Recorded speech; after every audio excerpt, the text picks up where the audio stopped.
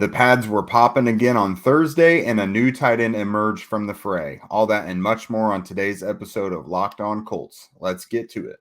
You are Locked On Colts, your daily Indianapolis Colts podcast.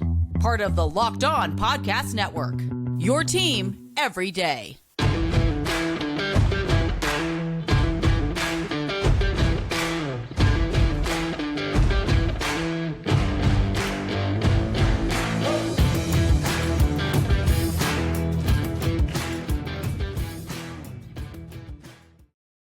Okay, Colts fans, thanks so much for tuning in and making us your first listen of the day. This is your daily podcast covering your Indianapolis Colts, part of the Locked On Podcast Network, your team every day.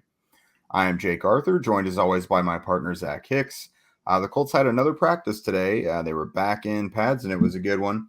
I was on hand once again, emptied my notebook over there on horseshoehuddle.com. If you guys haven't already checked it out, we'll go ahead and just kind of hit all the high points from it.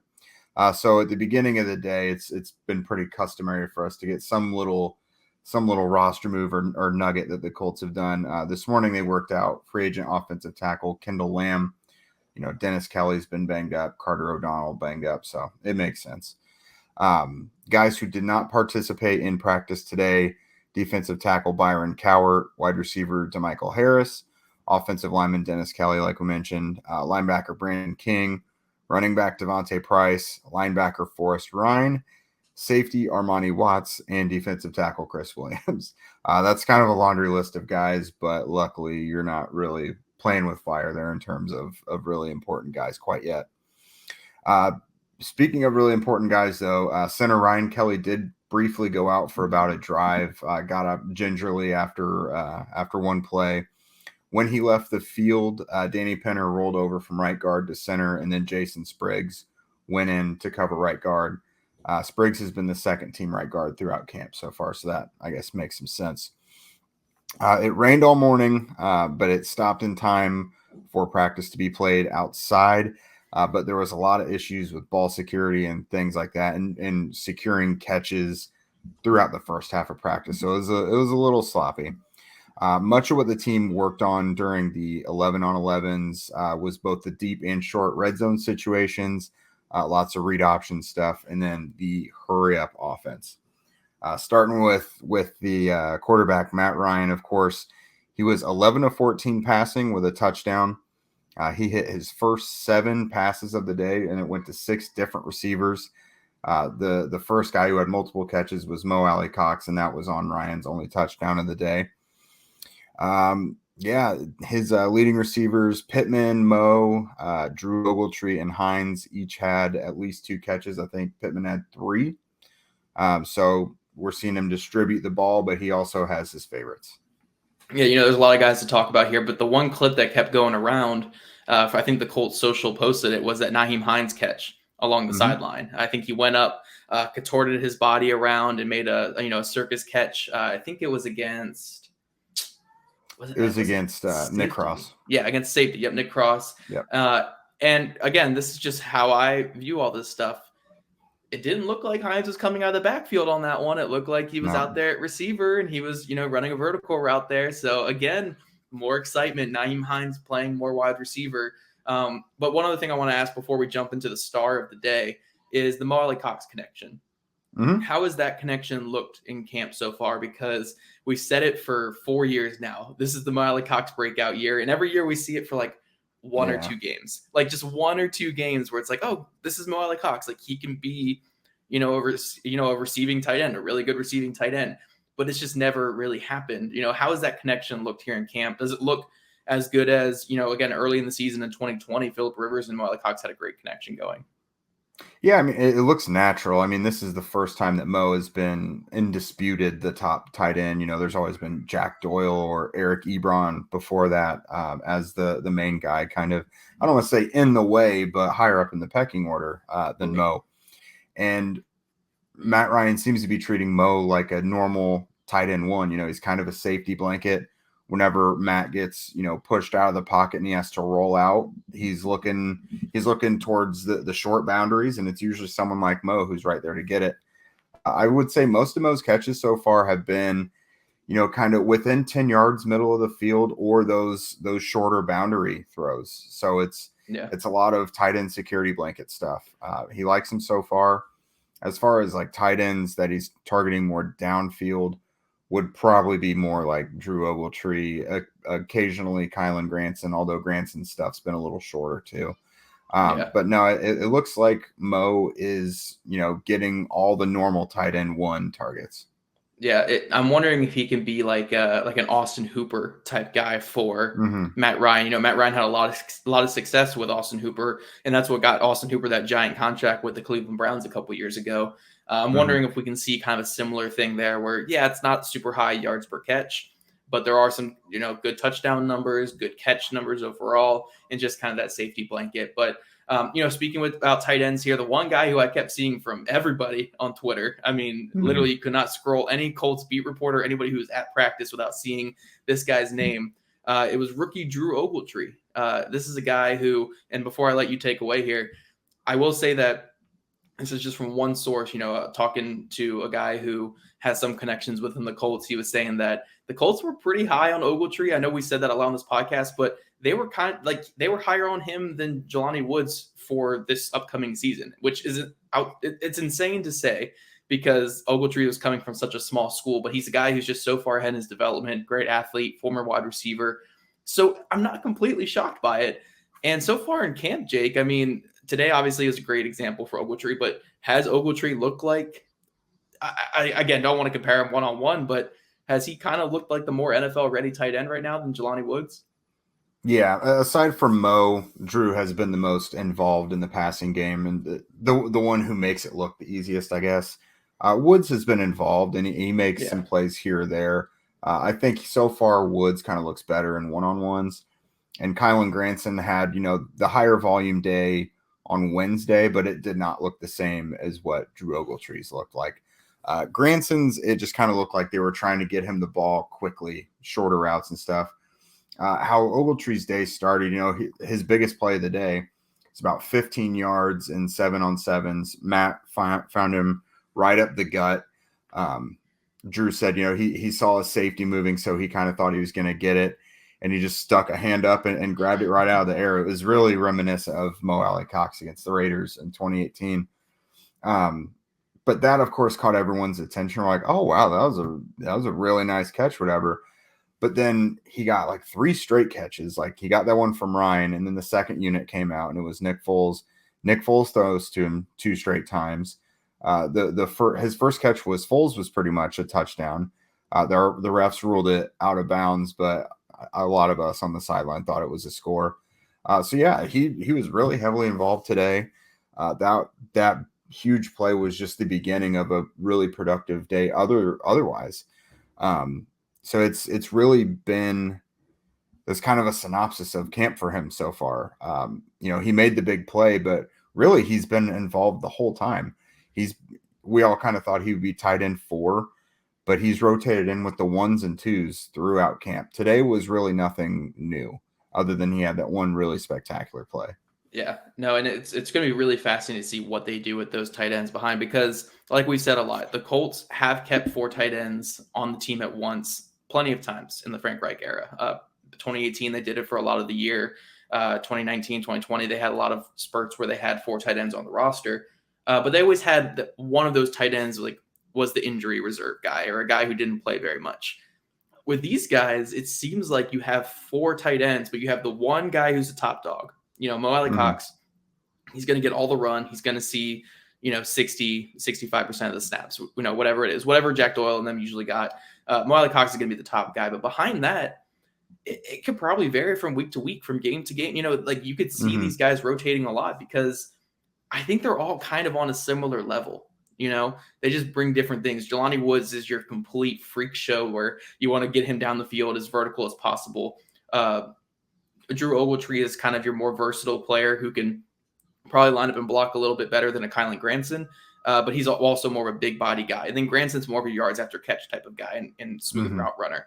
So you can really do a lot with this grouping here, but it just kind of accentuates the thing that we've been saying a lot is, again, I don't want to say it's 100% a lock, but the Colts are going to keep 4 tight ends. Like, they're going to keep these. Yeah. There is no chance they're cutting one of these 4 guys. Maybe like a trade or something, but like, nah, they're keeping these 4 guys.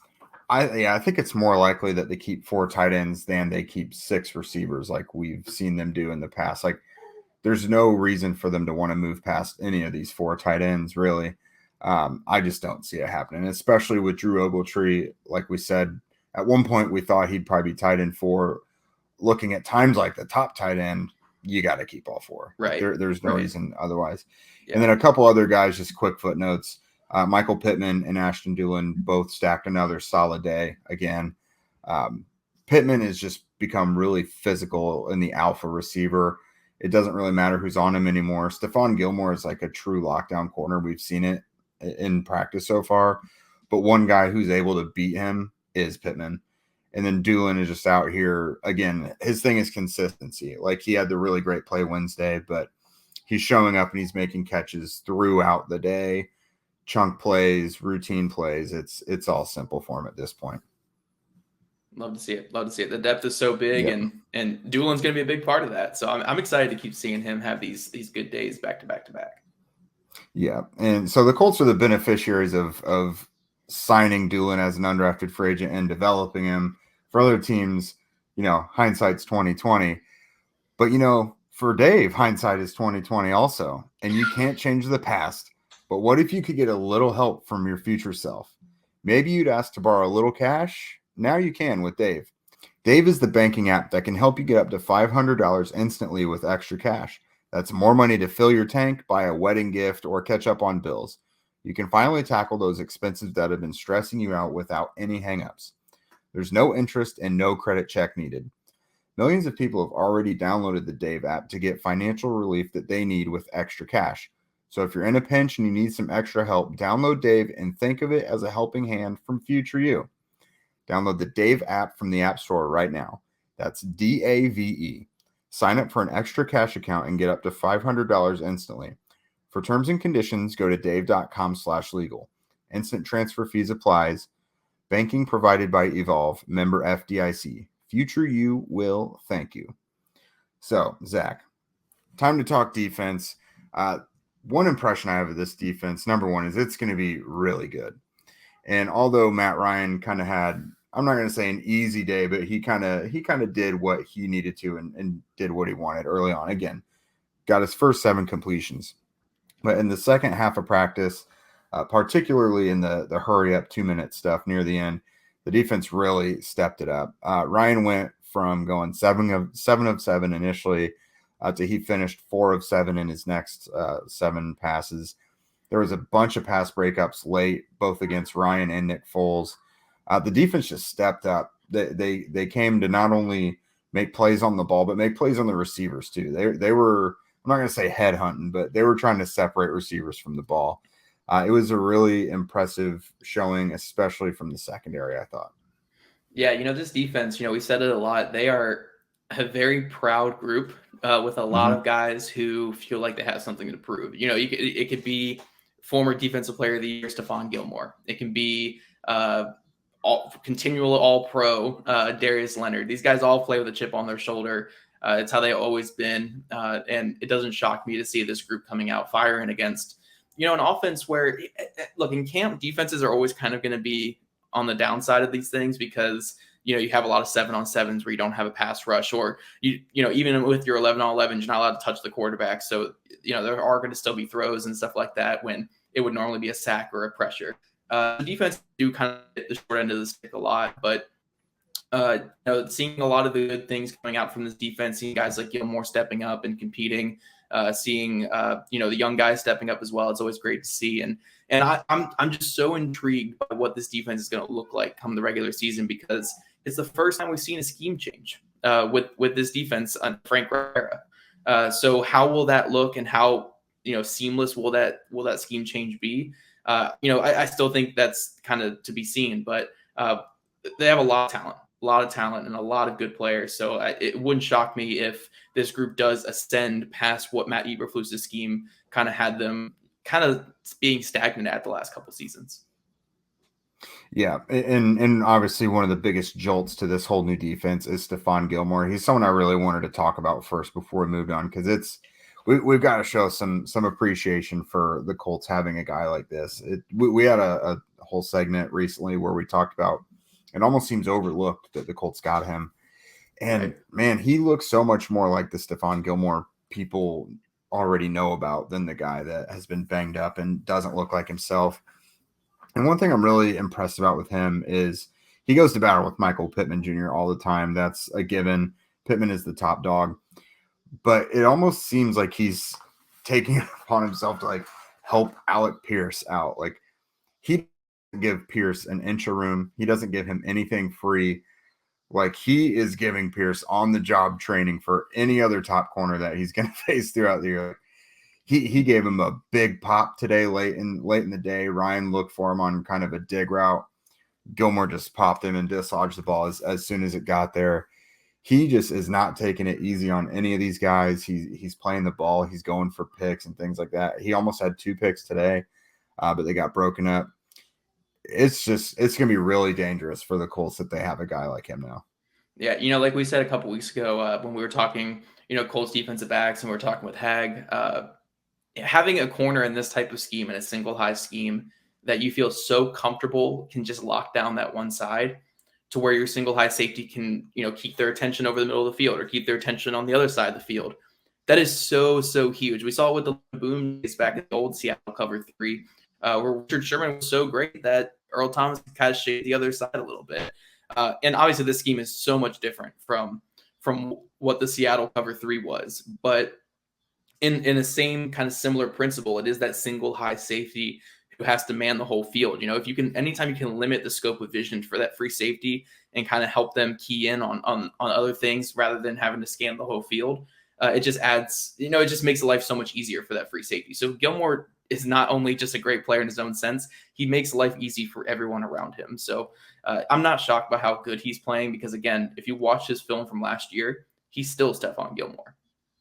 Yeah, and how Julian Blackmon has been looking, that should be huge for him being at single high safety. But I'm sure you'll be totally shocked to hear it was another day where I was really impressed with certain defensive linemen. Kwity Paye had, I think, at least 1 tackle for loss and at least 1 sack. Buckner was just on fire today. Not a ton of work, but when he was out there, he was making a difference. He had a sack.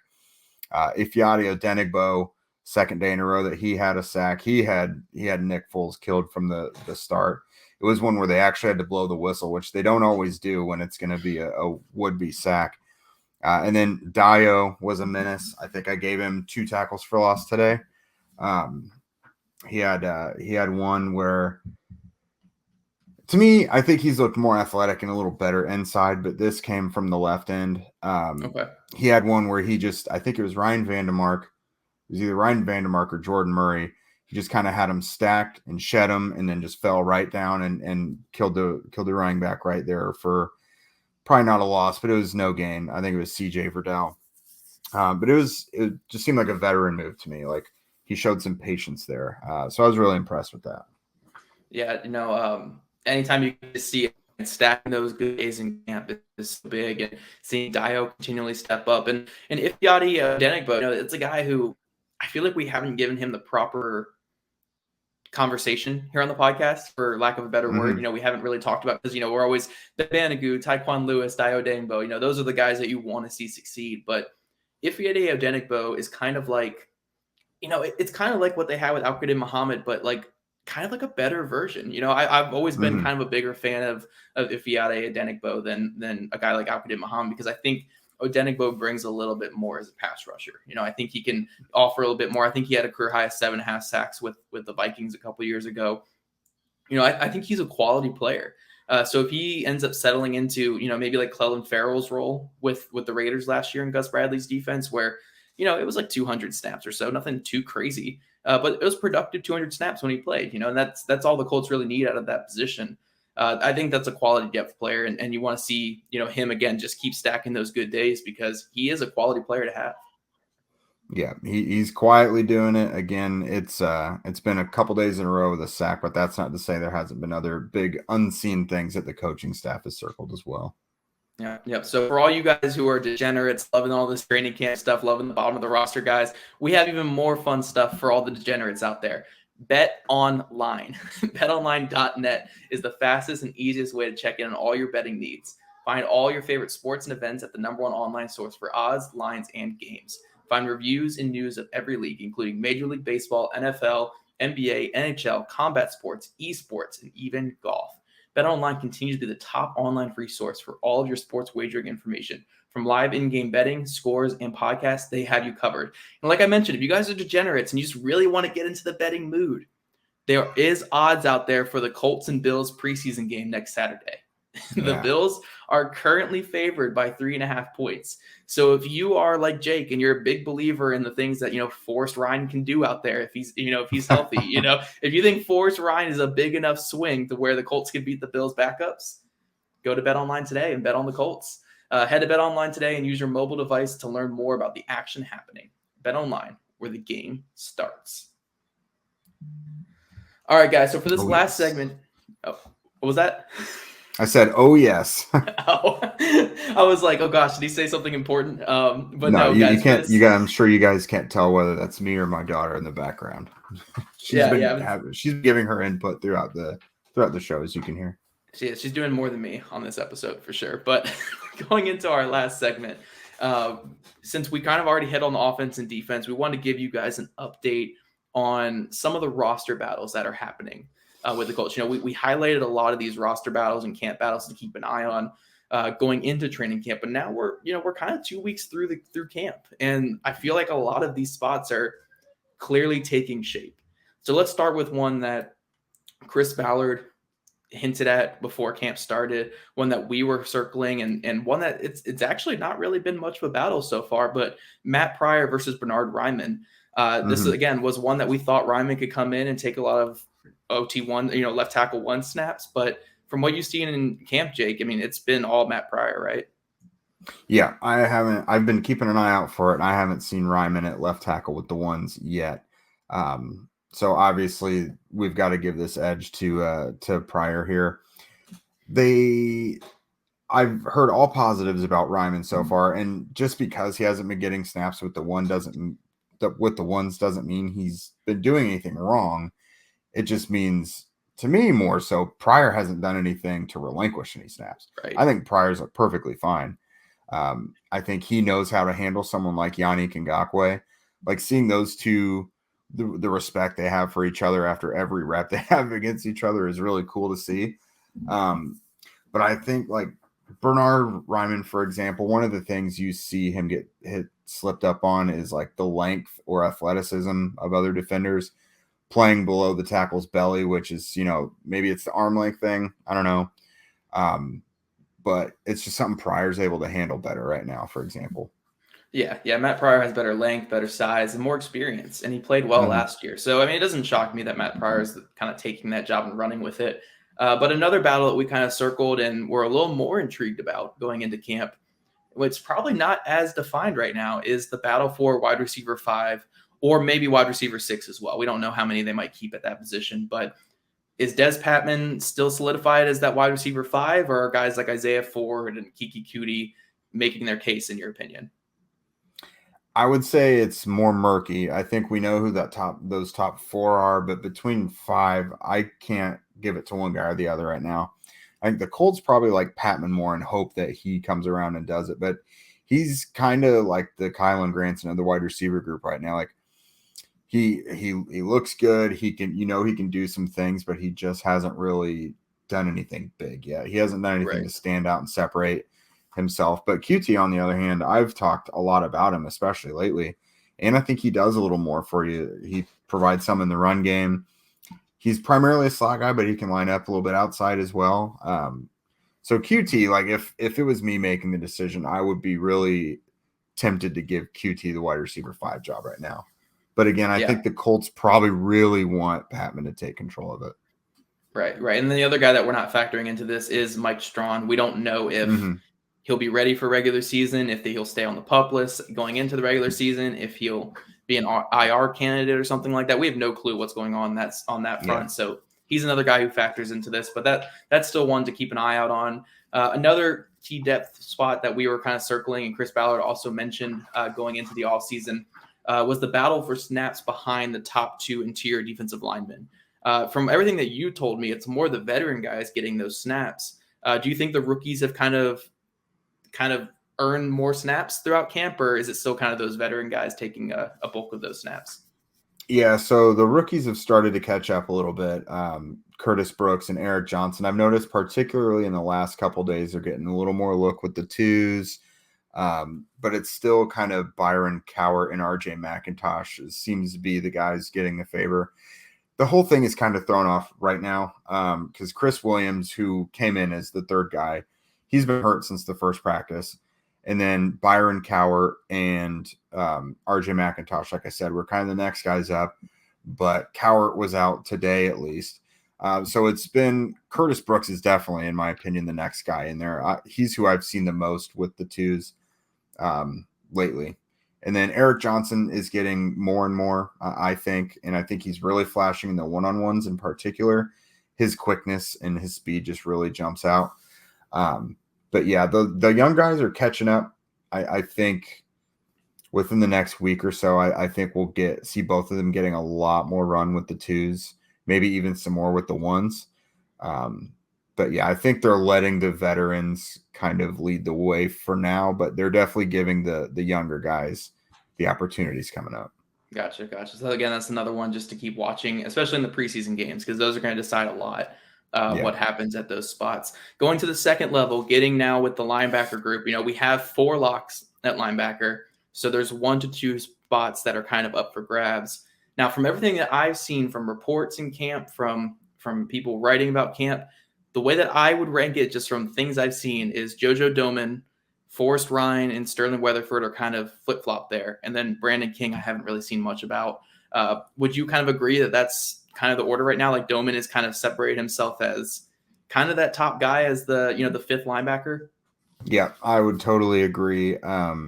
Ryan, of course, has missed at least 2 practices now, so that's kind of taken him down a peg. But Domann's probably the guy I've noted making the most plays, even if they're subtle plays throughout camp. Plus, if I factor in what I saw him do in spring, I've got to give him the edge among those young guys. Sterling Weatherford, he's done a couple nice things, but nothing that's really jumped out yet. I don't know if he's just kind of playing catch up or, it's still young for these or early for these guys. Right. Just because some of them are jumping out now doesn't mean the other guys won't. But I think your ranking of those guys is probably pretty accurate. Right. And again, Domann and Weatherford are playing new positions. They did like Weatherford playing completely new position. Domann did come down the box and play some linebacker this past season with Nebraska. But yeah, Weatherford was a safety his entire career at Miami of Ohio. So this is a new role for those guys and it's interesting to see. But yeah, Domann's a guy who I've seen on Twitter and in articles a lot. And Domann's looked good in coverage in particular. Most of the plays he's made have been in the passing game. Yeah, he seems like a really good fit for the Gus Bradley kind of mold there. That very cerebral linebacker there. So I think he would fit this defense well. Now the last position group we're going to just run through quickly here. We have 2 big positions of battle with this position group. First, we'll start with the outside starting corner, cornerback 2 or cornerback 3, however you want to view it. Brandon Faison versus Isaiah Rodgers. It seems like Faison has kind of taken that job at this point, right? As far as I can tell, there's some positions out there that some guys have gotten some mixture in with the ones, but you can really tell who has a firm grip on it. Faison's one of those guys. Like no one to this point, no one is really threatening his spot as that other starting outside corner. Yep. So that would slide Rodgers in as the backup slot, the backup outside guy, like kind of that 4th guy up. But then the battle for the 5th corner spot is kind of intriguing. And from what you and I were talking about earlier, a couple podcasts ago, Marvell Tell kind of had a firm grasp of that position. Is it still kind of Marvell Tell, or are you seeing more guys kind of rotate in there as that cornerback 5? So Tell and Brown, Tony Brown are probably those next guys up. You see a lot of Chesley up next in that group too.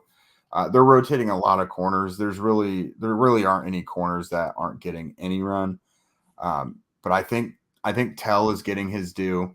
And to his credit, last summer I thought he just totally faded away. I barely saw anything from him other than him getting kind of beat. I think he's playing with more confidence today. He had a pass breakup today in the 2-minute drill against Ashton Doolin. He physically broke it up, like he got his hand on the ball. He did a little celebration. It just looked like he was more confident.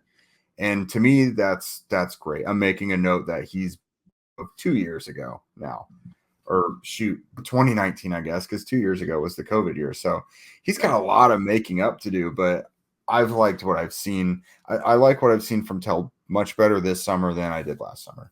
Yeah, and if you guys are liking all these news and notes that you're getting from Jake, make sure you are following his work there on Horseshoe Huddle. You can see his daily notes and everything. This is where I'm getting a lot of my information. I'm just regurgitating it back to him and testing his own knowledge on it. So make sure you guys are reading that stuff, and Jake puts even more content into those articles there. Yeah, absolutely. So that's pretty much it for us today on that. The Colts are done for the next 2 days. They'll be back on Sunday with their next practice. So we'll, of course, have that all for you Monday morning, bright and early. So we'll be back with you Monday. And you guys enjoy a couple days off. I know I'm about to. Yeah, me too, man. Me too. But make sure you guys are following us there on social medias. Like I just said, at Jake Arthur NFL, get those tweet notifications on, because he is our boots on the ground there at camp, and he's getting a lot of great content there. You can follow me on Twitter at Zach Hicks too. Again, more just for the snark and the reactions to all of it. That's basically what you're going to get from me. See all of our written work over there at Horseshoe Huddle. Follow us here on YouTube, Locked On Colts Podcast. We are over 600 subscribers. We're trying to get to that 1,000 mark. So this can be my thing on header on Twitter. So make sure you guys are following us there on YouTube. And wherever you listen to your podcast, rate, review, subscribe, leave us a comment. We always appreciate all the kind words, or even the unkind words. We'll appreciate it. Whatever. Any comment is a good comment. Yeah, any press is, or all press is good press, as they say, I suppose. Yeah. Thanks again, you guys, for coming here and being with us for your first listen of the day.